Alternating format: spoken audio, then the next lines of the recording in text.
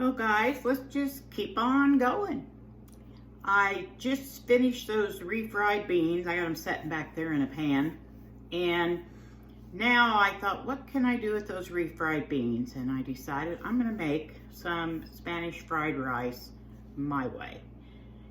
Basically, it's not my way because I don't have everything that I normally would put in, but I'll just do with what I have, make do with what I have, because that's what I do. And I'll show you what all I do when I make Spanish rice, and then we'll have rice and beans for lunch. Okay, I got some of my tallow. I'm gonna put a little bit of tallow in the skillet, let it melt. Now I've got a cup, I'm gonna use brown rice. I normally just use brown rice. I don't even know if I have any white rice. And what I do is put the raw rice in here, and then I just basically brown it. So I'll sit here and let this fry for a little bit till it gets nice and brown, and I'll be back. Okay, my rice has been browning a little bit, and it's starting to get nice and golden brown, and boy does it smell good, guys. Nice nutty, nice and nutty. And I've chopped up some onion. I'm gonna saute that. Keep browning my rice a little bit longer. It gives it such good flavor. Okay, I've got one garlic clove. I'm gonna put it in there, let it saute for a little bit. And I typically add, chop up like bell pepper, maybe jalapeno, and I usually add them at this point also. And I'm going to add just a little bit of salt. Not much, because I don't like, you know what, no, cut that. I'm not gonna put any salt because I'm gonna use my homemade salsa and it's got salt. So that's nice and golden brown, and now I'm gonna add water. I've got 1 cup of brown rice. Now brown rice takes more than white rice as far as adding the water. It's usually, let's see, for 1 cup of white rice, it's 2 cups of water. And so this usually is 2.5 times, but I'm just gonna start with a little over 2 cups and keep an eye on it.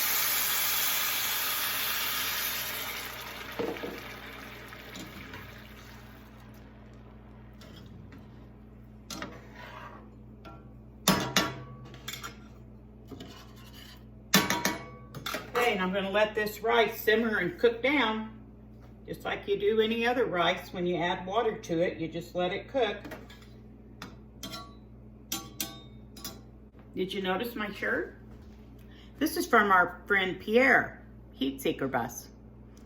So I'll put a lid on this and let it simmer. All right, guys, the rice has been simmering about 20 minutes. So it's probably about half done. Obviously needs more liquid, but what I'm gonna do is, if you were gonna add fresh tomatoes, which of course I don't have, you'd add it at the very end. But I'm gonna go ahead and add a pint of my home canned tomatoes. And like I said, I usually put in bell peppers, and I don't have any, but guess what I have? Pepper powder. The year that I made bell pepper powder, I would just have so many bell peppers. So I dehydrated them and made it into a powder. And this is red and green powder. That'll give it a little bit. No, that's not enough. It's not enough for me. Then I'm gonna add just a little bit of chili powder. And we're sissies here, so it's a mild chili powder. And then I've got some ground cumin. And I'm sorry guys, but you know I don't measure. I just kind of do everything to taste. So I'm gonna stir this all in. and keep letting it simmer away. Well guys, my Spanish rice is done. Well, I shouldn't brag on myself, but that stuff turned out really good. I mean, I have just enough of that bell pepper powder. It tastes really good. It just all melded together really well.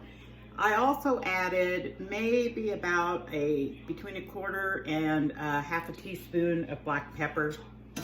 But I had enough salt in the tomatoes, my canned tomatoes, and in my canned beans that I'm very glad I didn't add any salt to this. And we're gonna have Spanish fried rice and refried beans, my style, for lunch today. Because you know what they say, rice and beans are perfect protein.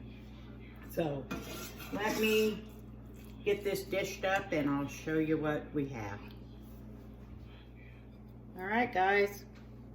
Had a little bit of meatloaf left over from supper last night, so I got my refried beans and my Spanish rice, and tell you what, I'm covering it up with my homemade salsa, and I'm impressed. This turned out pretty good. So did these. So, I'll see you next time. We'll see what we can come up with our next kitchen experiment.